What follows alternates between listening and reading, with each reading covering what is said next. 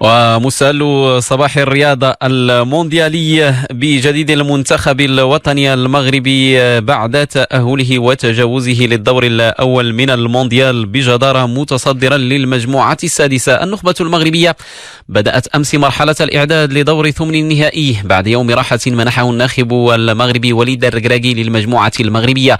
منتخب أسود الأطلس أجرى أمس حصة تدريبية على ملعب الدحيل بالدوحة القطرية في غياب بعض اللاعبين رغم تواجدهم في الملعب، في وقت عقد فيه كل من عبد الصمد زلزولي وزكريا أبو خلال ندوة صحفية أمام وسائل الإعلام. نستمع بهذا الخصوص لتصريح للاعب زكريا أبو خلال.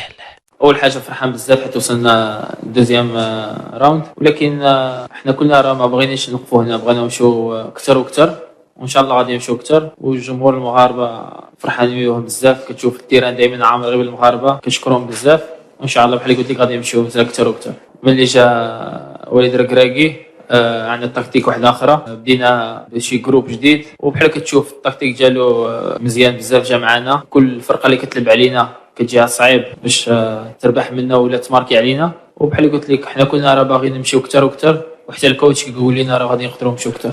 هذا وتتواصل تحضيرات المنتخب المغربي اليوم بحصة جديدة في انتظار مباراة الثلاثاء أمام منتخب إسبانيا برسم دور ثمن النهائي، مباراة للإشارة سيحتضنها ملعب المدينة التعليمية بداية من 4 عصرا بالتوقيت المغربي.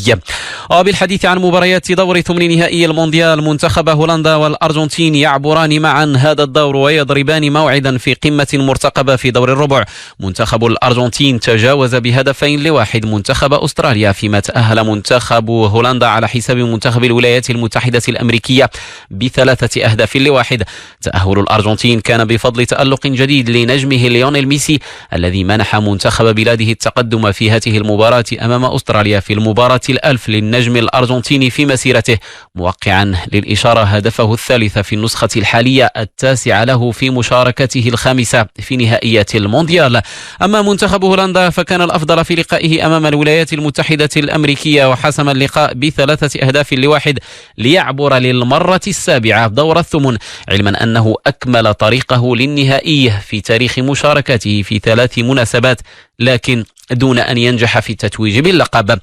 واليوم تتواصل مباريات ثمن نهائي المونديال بلقاءين. بطل النسخة الماضية فرنسا يواجه في قمة أوروبية منتخب بولندا على ملعب الثمامة. ستعول فرنسا على خط هجومها بقيادة أنطوان غريزمان، ديمبلي وأوليفييه جيرو، وبالأساس كيليان مبابي لتقديم أفضل ما لديه، لكن خط دفاعها سيكون أمام امتحان إيقاف بولندا وقائدها المهاجم روبرت ليفاندوفسكي. أما اللقاء الآخر عن دور الثمن نهار اليوم فيحمل خلاله منتخب السنغال أولى أمال الأفارقة، وهو يواجه منتخب إنجلترا.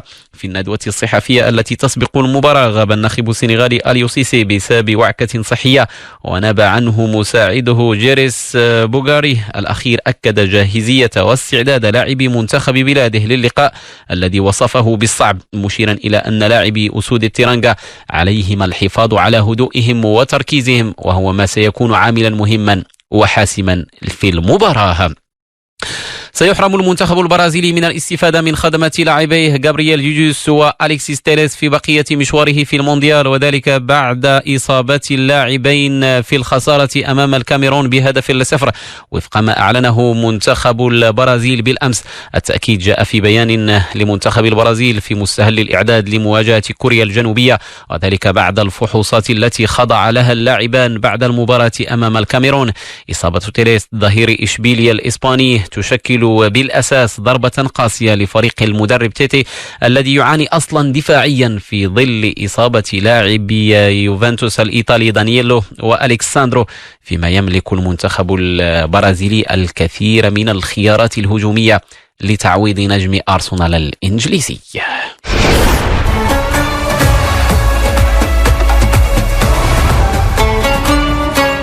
وبأخبار المنتخب البرازيلي في مونديال قطر نضع نقطة نهاية صباح الرياضة. أشكركم على